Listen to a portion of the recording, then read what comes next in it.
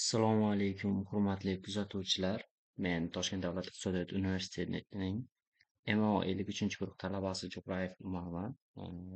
Bu darsimizda biz sizlar bilan Stata dasturida buyruqlar berish va ularning natijalarini tahlil qilishni o'rganamiz. Va bunda ba'zi bir buyruqlarni ko'rib o'tamiz. Ho'p, o'tgan darsda ko'rgan edik sizlar bilan, ya'ni birinchi qismda detail va do fayllarni tayyorlashni. Ho'p, mana men hozir bu video darsda detail va o'zim taxlagan detail va do fayllardan foydalanaman. Detail faylni ochib olaman va bunga do faylni bog'layman. Hop, okey. Bog'ladim. Kelasi chiqib turibdi. Hop. Birinchi o'rinda beradigan buyrug'im, ya'ni browse. BR. Ko'rib turganingizdek, bu browse buyrug'i hop, ma'lumotlarimizni ko'rsatib berdi mana. Ko'rib turibsiz? Buni yopib chiqib ketsak bo'ladi. Keyingi buyrug'imiz esa hop, asosan maqola yozayotganimizda va natijalarni statadan Wordga o'tkazayotganimizda avtomatik integratsiya qilib beradigan buyrug'imiz bor. Ya'ni bu ruschasi install as docs bilan beriladi. Ya'ni bu yerda as docs Word bosamiz va biroz kutamiz.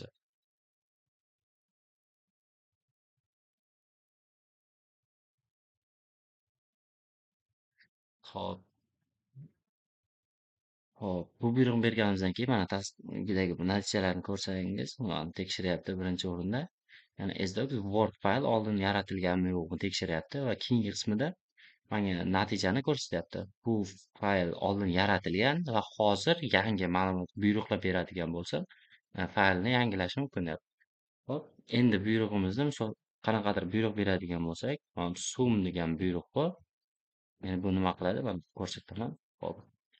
O'zgaruvchilar, years hammasini hop, kuzatuvlar, hammasi haqida ma'lumot, umumiy ma'lumot beradi. Ya'ni 34, misol uchun 34 yil, 31 yil davomida kuzatuvlar, mana nechta kuzatuvlar borligi, hop, minimalniy qiymati, maksimalniy qiymati, keyin o'rtacha qiymati va standart og'ishlarni ko'rsatadigan bu buyruq.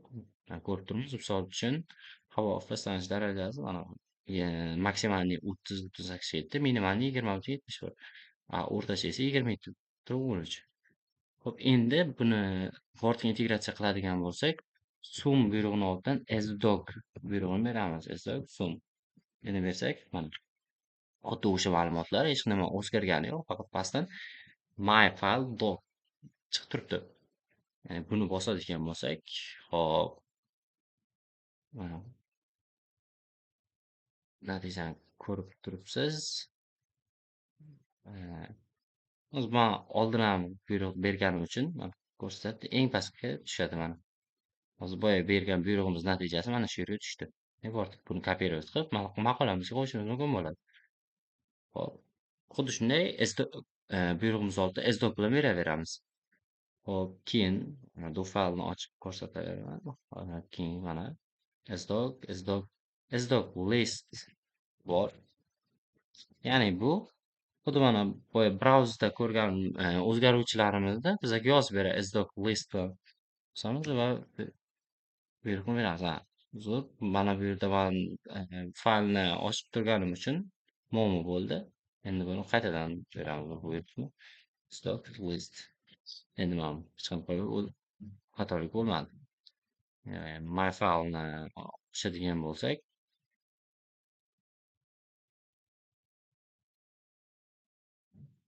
mana my file'ni ochadigan bo'lsak, mana o'zgaruvchilarni keltirdi. Yillar 90-yildan 2023-yilgacha air pollution, industry va hokazolar. Mana hammasi keltirilgan. Nuqtalar bo'lsa, bu yillarda ma'lumot berilmagan yoki yozilmagan ma'lumot shuni ko'rsatadi. Hop, yana yopib chiqib ketamiz. Keyingi buyrug'imiz, hop, bu faylni ochib ko'rsataman. Set years, ya'ni vaqtli qatorlar formasiga o'tish. Hop, bu set years kerak bo'ladi. Misol uchun hali o'zgaruvchilarni grafikini chizishimiz kerak bo'lganda, Endi qanaqadir indikator orqali anaqa qilish kerak. Misol uchun deylik, set years bilan beradigan bo'lsak, set bilan beradigan bo'lsak aslida, set deb o'zgaruvchan beradigan bo'lsak, mana years asosan. Bu deylik 90-yildan 2023-yilgacha olgan bo'lsa, 90-yildan boshlab 2023-yilgacha bo'lgan ma'lumotlarni, misol uchun, grafikasini chizib beradi. Mana hozir birinchi set years buyrug'ini beramiz. Mana ko'rib turibsiz, natijani beryapti.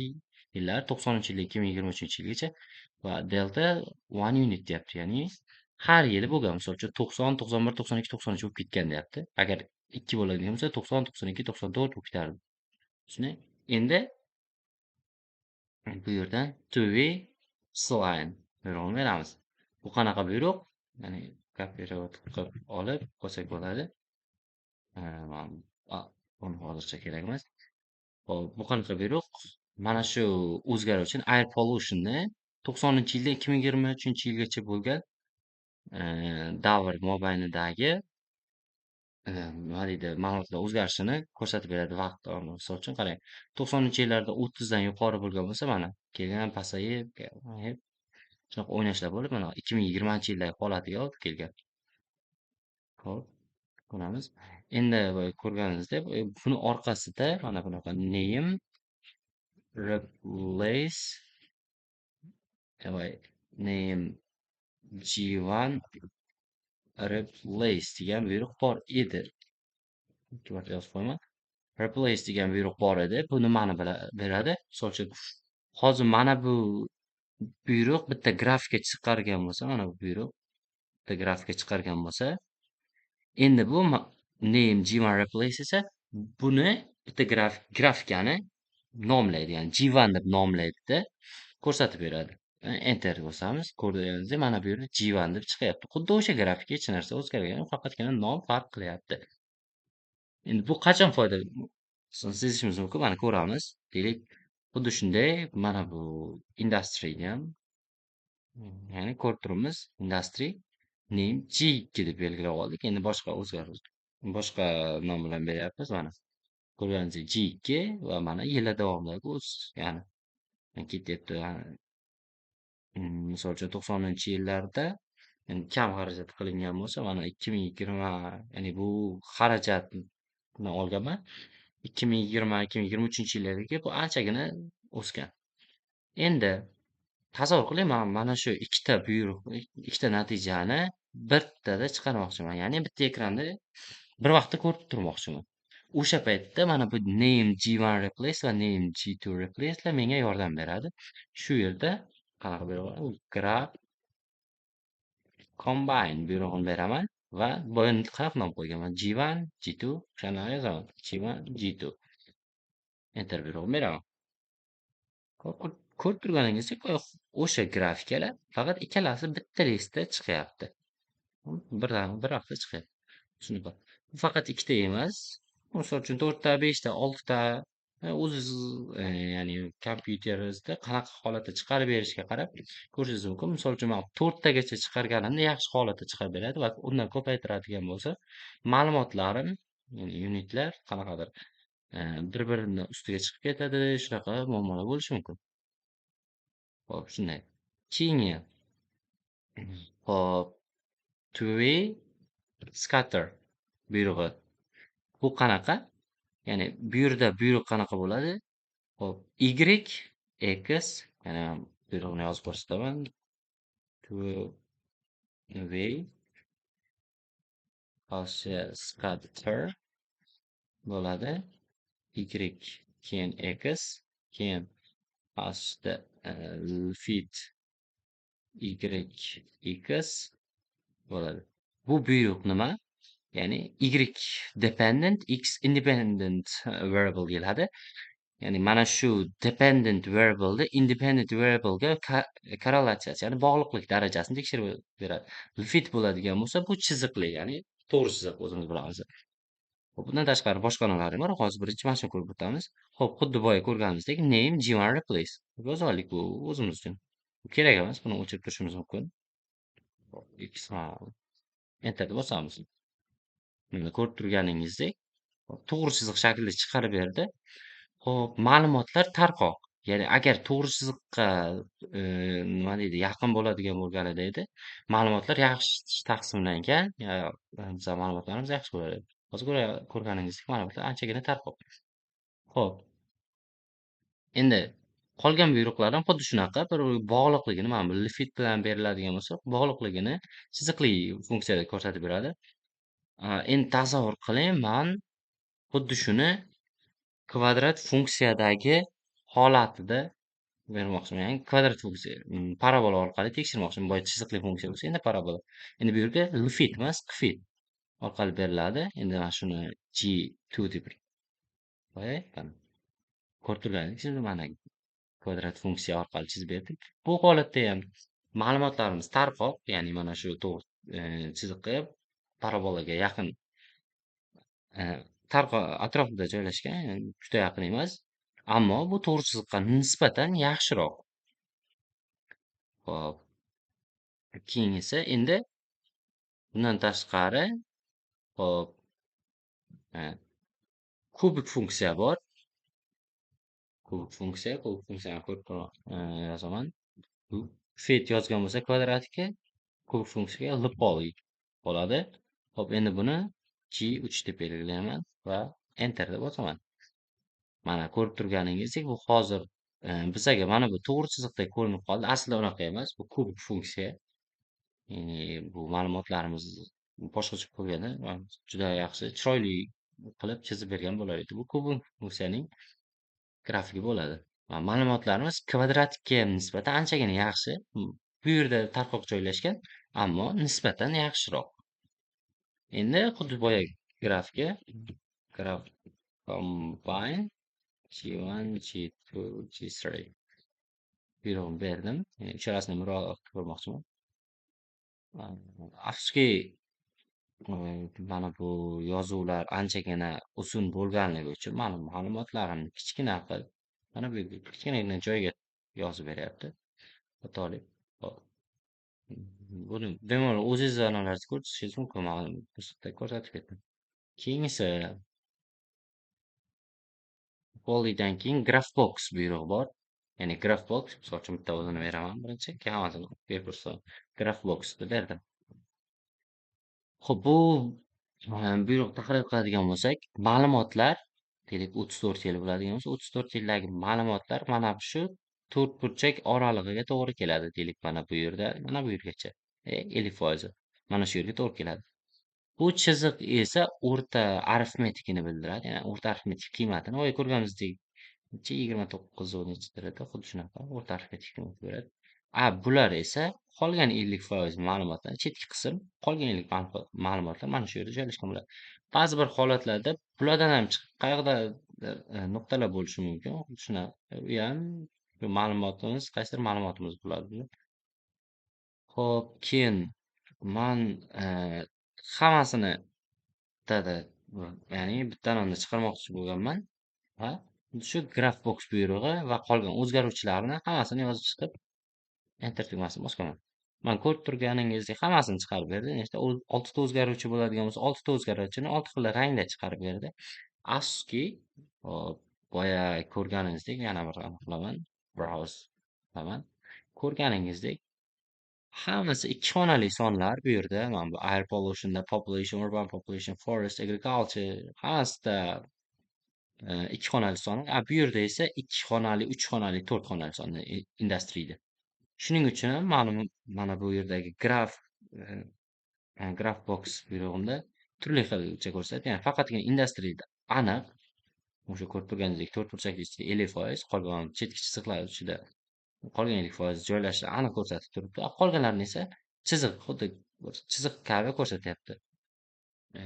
Ma'lumotlarimizni sayqallab bir-biriga yaqin, ya'ni deylik hammasini ikki xonali, faqatgina anonda birlikda farq qiladigan. Misol uchun million kvadrat kilometr bo'lsa, boshqasi bir $1000 shunaqa holatga keltiradigan bo'lsak, bu chiroyli qilib, aniq qilib chiqarib beradi natijalarni. Xo'p, keyin esa keyingi buyruqni ko'ramiz. Mana bu yopib qo'yib brauzerda. Hop, Instagram. Hop, buni bosamiz. Ho'p, ma'lumotlar taqsimlanganligining informal tekshirish usuli hisoblanadi bu. Ko'rib turganingizdek, mana bu qo'ng'iroqcha shaklda, ya'ni agar qanaqa teorema, gipoteza ketadi, 95% ma'lumot, ya'ni 95% ni egallasa mana shu ko'k qo'ng'iroqchani, o'shanda ma'lumotlar normal taqsimlangan bo'ladi. Hozir ko'rib turibmiz, bu yerda hozir boshqacha. Hop, mana bu qora chiziq, pastki mana bu qora chiziq esa ma'lumotlar taqsimlanganligini, qanaqa taqsimlanganligini ko'rsatib turibdi. Bu esa qo'ng'iroqcha shaklidagi. Hop, shu keyingisiga o'tamiz. Person Pairwise testi bor. Mana PVCore deb beriladi. Bu qanaqa test? Mana natijaga bosib ko'rsam, hop, birinchi mana SDoc bilan berdim. Boya aytib o'tganimdek, bu Wordga integratsiya qiladi. Buyruq mana shu yerdan boshlanib, PVCore, keyin o'zgaruvchilarni bitirib yozib chiqaman va 6CT star 0.5 offset. Buyruqni qarang, bu buyruq qo'shimcha narsalar beradi. Ya'ni hozir men buyruqni beraman va sizga qanaqa holatdaligini tekshirib beraman. Kichikroq qilaylik. Hop, mana buyruq berildi. O'zgaruvchilar tepada, yonboshda. Bu bir-biriga bog'liqligini, bir-biriga korrelyatsiyasini tekshirib beradi. Deylik, misol uchun, air pollution bilan air pollution ikkalasi bitta narsa bo'lganini uchun bir. Lekin industry bilan air pollution ham bir-biriga, misol uchun, bu teskari bog'liqlikda bo'ladi. Ya'ni sanoat oshadi, air pollution oshadigan bo'lsa, sanoat qisqaradi. Xuddi shunaqa, ya'ni teskari. Teskari proporsiya deyiladi, teskari. Ho'p, bu yulduzcha nimani beradi? Ma'lumotlarning ahamiyatliligi, ya'ni 0.5 dan kichik bo'ladigan bo'lsa, mana shunaqa yulduzcha bilan belgilab beradi. Ko'rib turganingizdek, bu yerda hozir hammasi mana bu bizga bu qator kerak emas. Bu o'ziga bog'liqligi, birga teng, aniq u. Qolganlarini ko'rib beraman. Mana hammasi man olgan ma'lumotlarga qaraganda hammasi mana shunaqa yulduzcha bilan berilyapti. Keyingisi, keyingi buyruqni ko'rsataman. Tak, regressiya. Boya aytib o'tganimdek, mana bu SDoc, ya'ni Wordga integratsiya qiladi. Regressiya, bu buyruq boshlanishi, ketadi, regressiya tekshirib beradi. Hop, misol uchun, men qisqa aytib o'taman. Mana bu koeffitsiyentlar, ya'ni bu buyruq orqali biz dependent variable'ni formulasini tuzishimiz mumkin, matematik modulni tuzishimiz mumkin bo'ladi. Mana bu yerda koeffitsiyentlardan foydalanamiz. Misol uchun, industry ko'paygan 0.1 mana shunaqa holatlar anavidan foydalanamiz va oxirida konstant buyrug'i, ya'ni konstantni qo'shganimizda mana air pollution kelib chiqadi. Xo'p, bu videoni oxirigacha ko'rganingiz uchun sizga rahmat. Nasib bo'lsa, bu keyingi videolarimizda hop, kriteriyalar bo'yicha ProQuiz, Mendeley, Science Direct, ResearchGate shu kabi foydalanishni ko'rsatib o'tamiz. E'tiboringiz uchun rahmat.